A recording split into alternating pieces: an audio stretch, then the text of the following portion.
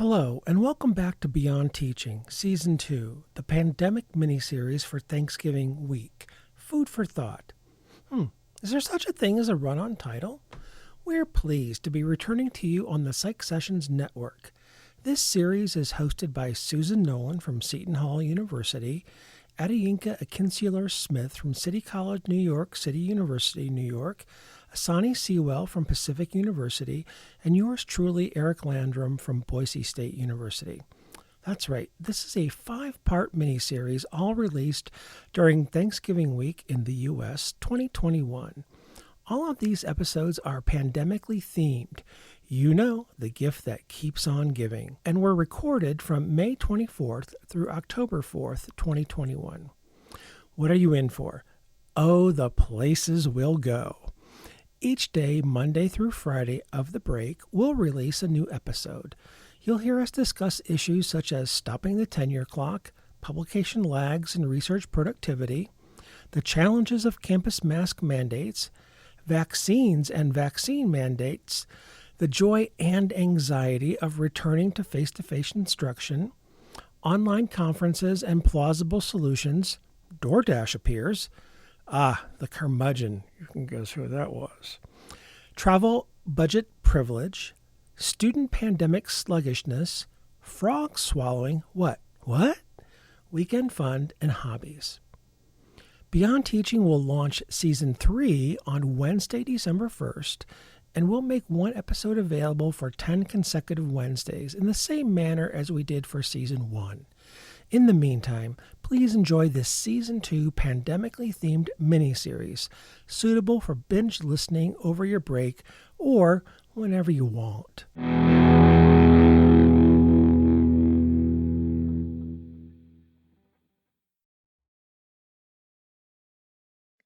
I was browsing through our little list. One topic that was there that we decided not to talk about a little while ago because we felt it was too fresh and too new was navigating online conferences. Now, I don't know if we feel like we've gained any additional expertise after having some time doing them, but let's do it. I'm going to listen to all of you because I haven't attended any.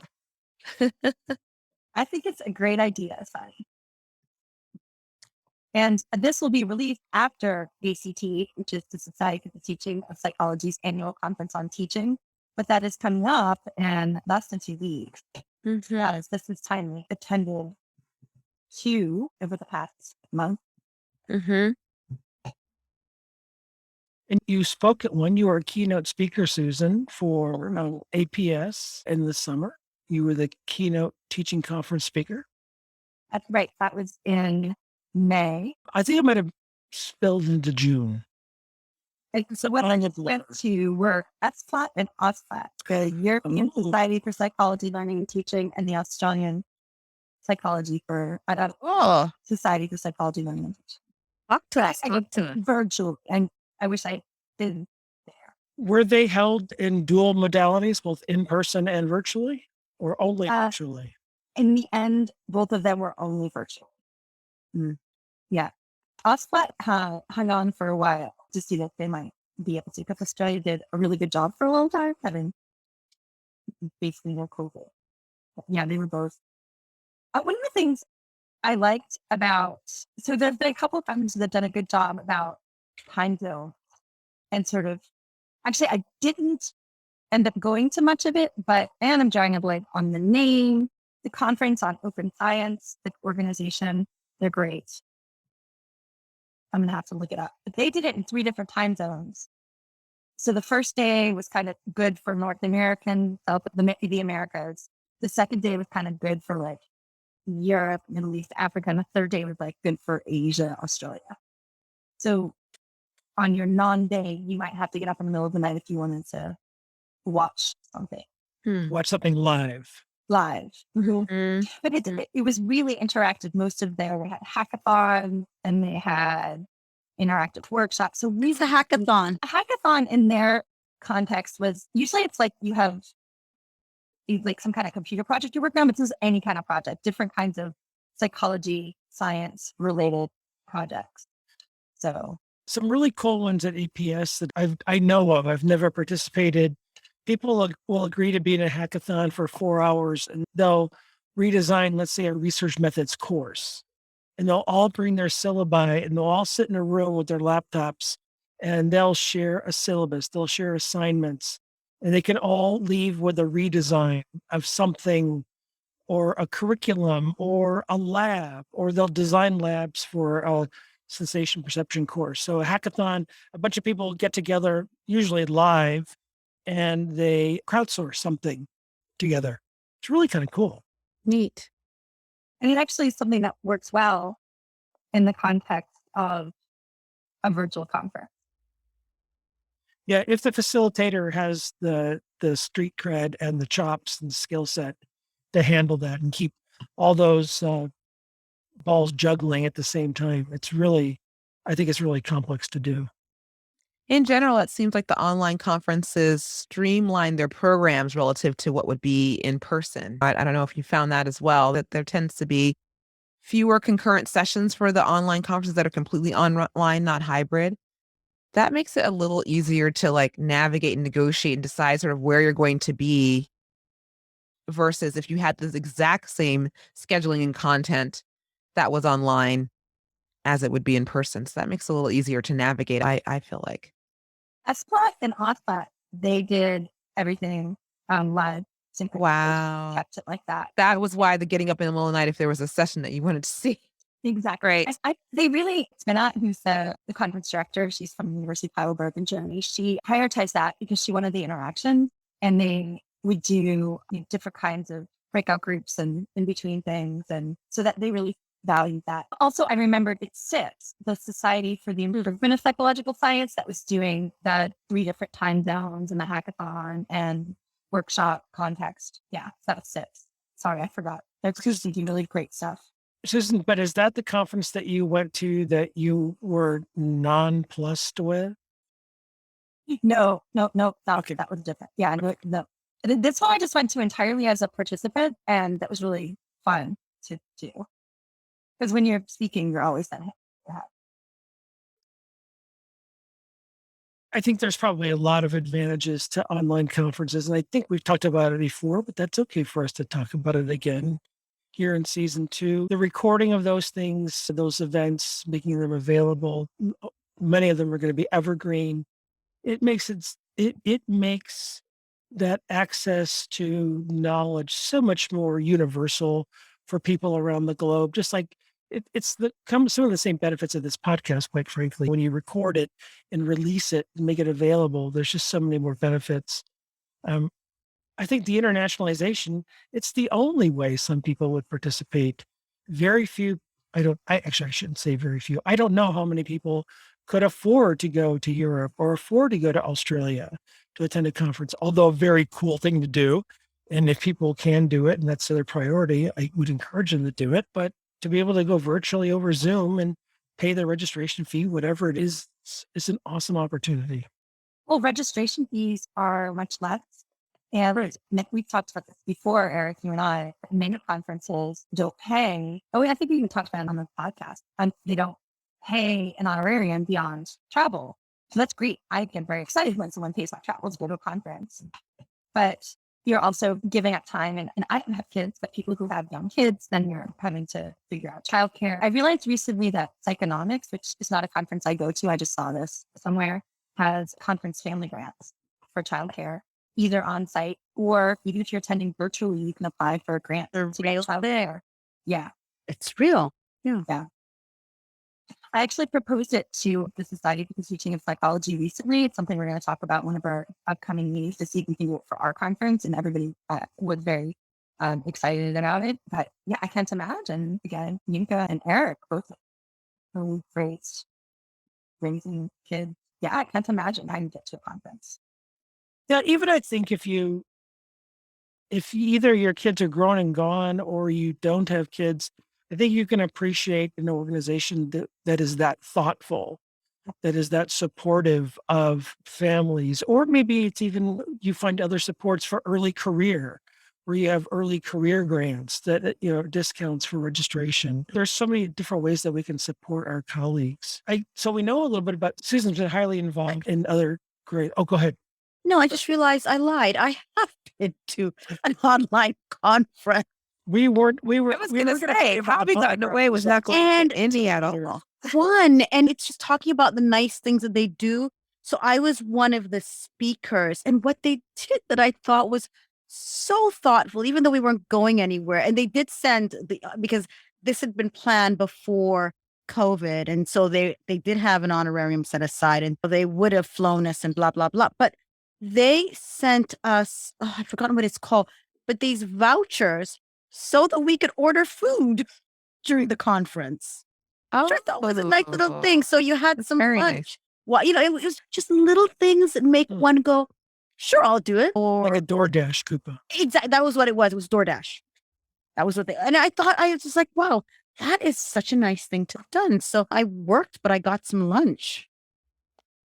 Yeah, and at least with DoorDash, you could have picked your restaurant of choice. Well, exactly. Fast food of choice. Exactly. I mean, it wasn't a lot of money, but it was enough to have a nice lunch. And it's about the gesture, really, right? Feeling like you're kind of cared for and seen and all that kind of stuff, which is And appreciated. absolutely. We heard a little bit from Susan about her.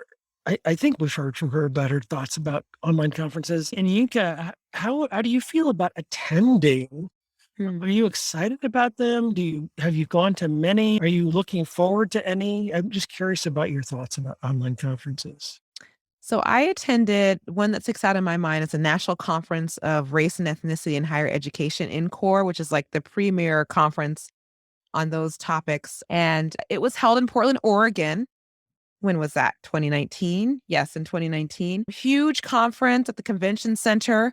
Lots of amazing speakers, big names, things like Angela Davis, and they've got all these various people that will come and speak at these conferences, right? And I just feel like when it was in person, I spent the whole time just sort of running around, trying to get from this place to that place because there would be speakers that are happening concurrently. And by the end, I was so exhausted. This time, the conference was offered virtually. And the nice thing about it was if there were concurrent sessions going on and I wanted to see both people, I could just kind of pop in to the other one. Now, I didn't get my steps in like before because I wasn't rushing all around the convention center, but it was just sort of nice to sort of feel like I could take more of it in. And they recorded most of the sessions so I could go back later and see things that I hadn't seen and revisit ideas. And so I thought it was lovely. I thought it was really great. And my partner, Ria, who's also in academia, attended the same conference. And when we stopped to have lunch, we would sit and talk about our experience. I just thought it was just fantastic. I really enjoyed it. Now, the one thing that I did miss a lot about it is that you don't get to interact with people in real time. So I didn't have the social connections and kind of networking piece that you might have. They set up some opportunities, is my understanding, on Zoom to network coffee hours and things like that. But I just was like, I can't be on Zoom any more than I already am. Right. Go back to season one if you want to hear about that, our Zoom fatigue. Zoom fatigue is real. Yes. So I enjoyed it. And I think, I mean, it looks like the next few months of conferences are probably going to be, well, I don't know. I think it's a mix maybe, right? Some are being in person, some are online. Are any in person? I think some are in person. I mean, I couldn't tell you which ones, but that's my impression that we're moving more towards, normalcy. Yeah. Wow. I don't know of any that I go to that are going to be in person for certain. I mean, I think there are some that are planning for next April, May, June in person, but none that have through January. The conferences that I go to, that were planning to be, hoping to be face-to-face, have now said that they were going to be online. Right. Yeah. Through January. Wow. Yeah. For our listeners, I disappeared for a minute because we're having thunderstorms and our electricity went out for a few minutes. So. Oh, wow. They didn't start up the gas generator in the backyard and scare the cats away, but you at least had power. Well, it only went out for a few minutes. If it got out for longer, we would have started up the generator. Oh, you have a generator. Oh, yeah. We lost electricity for 10 minutes during Hurricane Sandy, and that was traumatic. So now we do have a generator that's connected to the gas of our house. So, of course. Just in case. Yeah. Yeah. We use it. Absolutely. And for our listeners, they can't see it, but Yinka has posted her picture as she stepped away for a moment.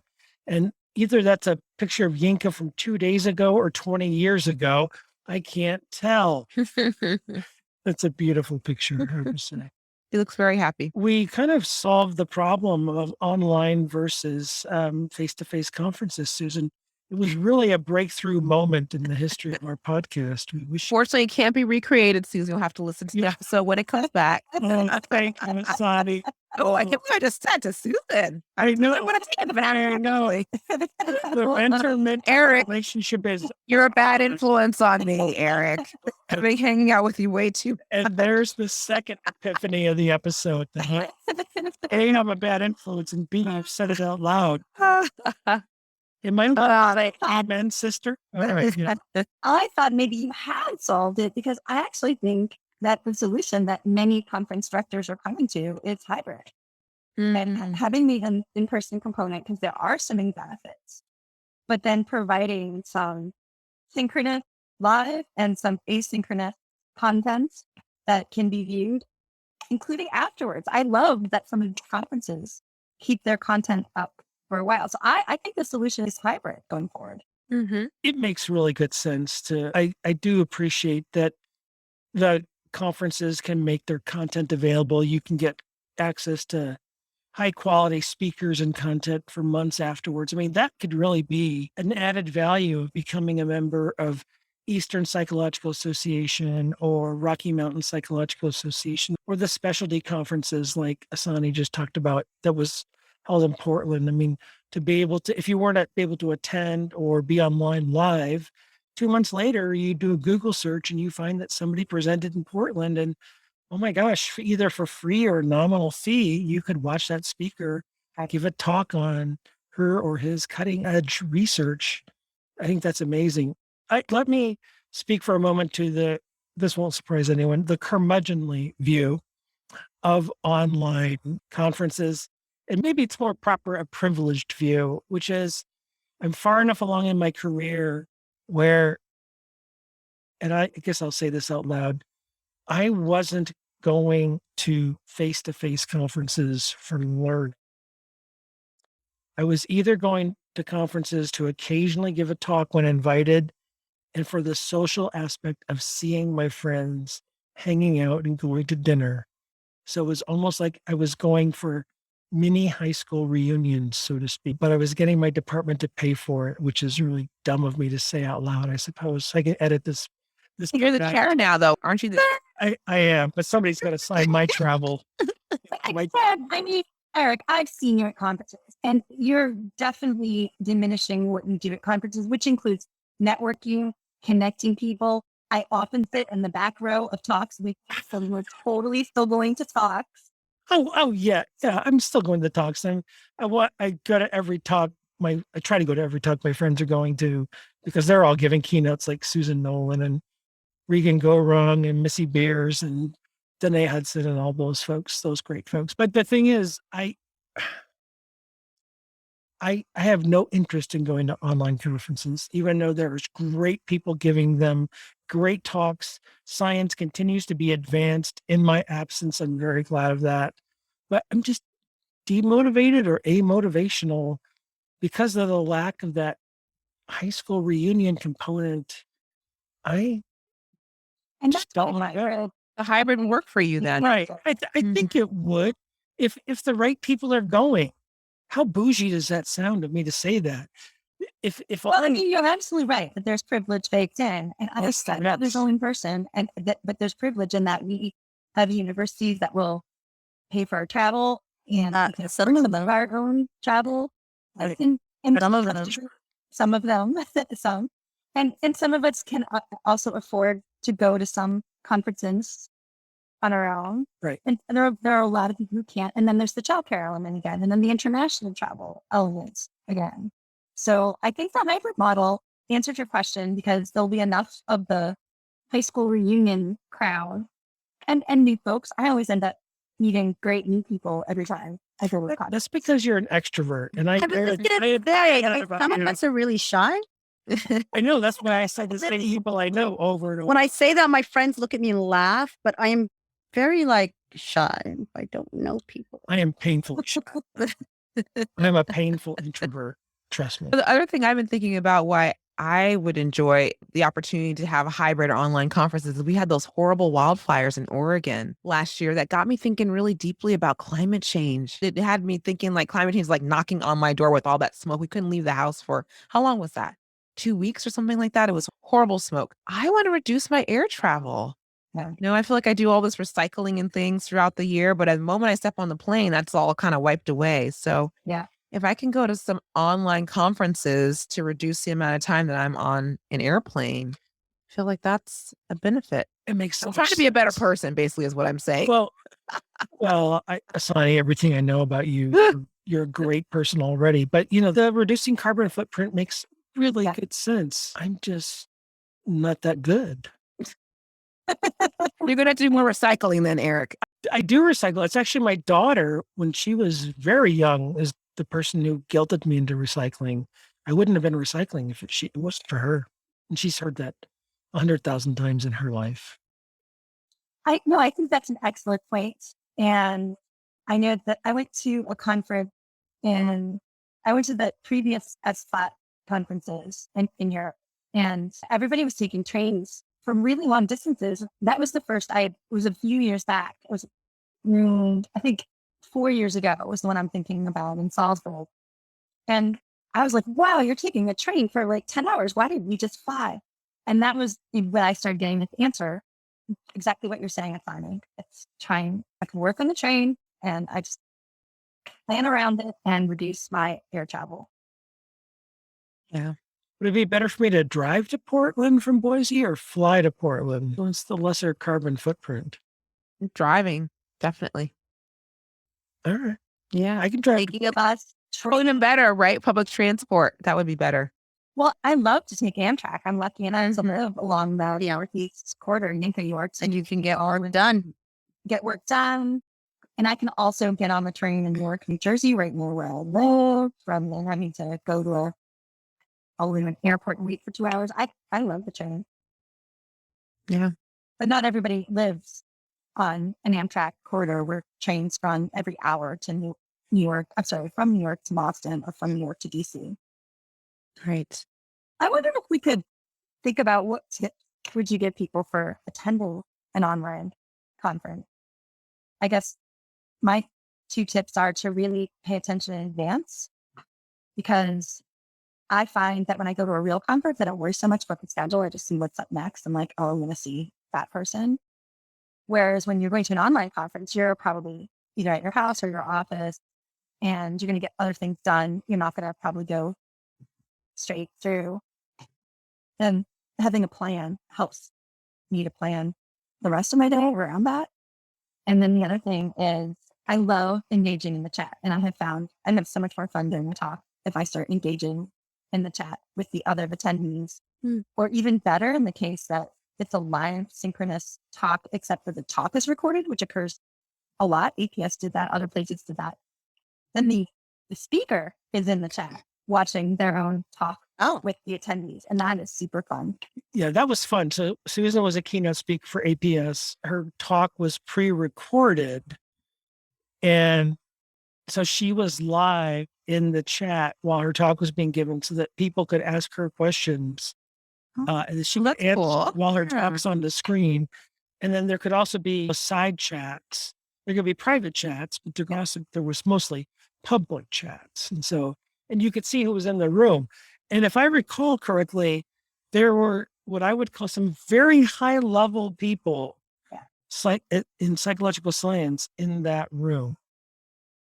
Yeah, and the chat was really fun. And OpsPlat, they did that for all their talks, all like APS, they were all recorded. So when I would attend the talk, the speaker was there. And it was really fun to be able to engage and riff on what they were saying and ask questions. And people got really into it. I've seen a few talks where people got really into the chat. Yeah, I think one of the tips I would offer would be don't expect in an online conference for it to be a carbon copy of a face-to-face conference. Some things it's going to be different. I don't even want to say better or worse. I think some things will just be different. Things go over time. I mean, things are going to be timed differently. It's going to be a different experience, just like face-to-face teaching is different than online teaching. And there are some better aspects and some worse aspects. And your results may vary. And some things I might like better, you might like worse. So just don't expect the exact same thing. And you might actually have to not multitask as much. Sometimes, during a faculty meeting or a chairs meeting, I might be peeking at emails while I'm listening to the speaker. You want to get something out of an online conference, you might not want to be multitasking. Mm-hmm. Mm-hmm. Yeah, that was one of the tips that I was going to say, which I think Susan was also alluding to, which is that if possible, as much as you can, kind of clear your schedule as you would for a real life conference. I know that's not always possible. If folks are, going to be attending from home, kids are around or what have you, it's not always possible. But I found that really helpful when I went to my online conference in the spring of this year, that just kind of clearing my schedule and just trying my best to sort of stay off of the emails and to really just sort of be present. I think I got more out of it that way.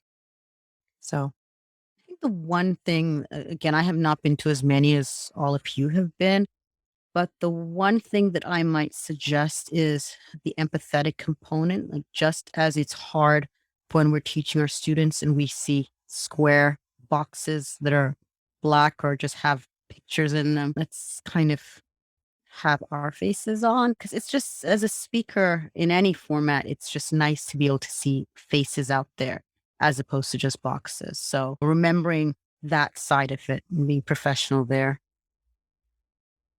I've also seen take advantage of the extras that can happen with an online conference. So, for example, ACT encouraging everybody to submit a Google Doc link along with their talk. And so you can put slides in there, articles that you're referring to. And I've seen variations of this at other conferences as well. So I think it's easier to share materials at online conferences. So look for it because it's probably there in a way, this kind of supplemental materials. Yeah, Susan, you are really generous in sharing links to things. And there are actually some apps and things. Linktree is something that people use on Instagram and Twitter. If you only have a short amount of space for a link, you can go to Linktree and then all of your full-blown URLs can be there. So you're not giving up a lot of space if you have 140 characters on Twitter, let's say. So there's some apps out there that can make it easier for speakers, like on a screen or in a chat. Is that like Bitly? Yeah, yes. It's a kind of a place that organizes all your Bitlys into one spot. Oh, cool. Yeah. It's like Thank you for that tip. Bitly organizer. Yeah. No, cool. I got it from Anna Rock. So Cool. Well, it's been a great conversation. Yeah. well, thank you.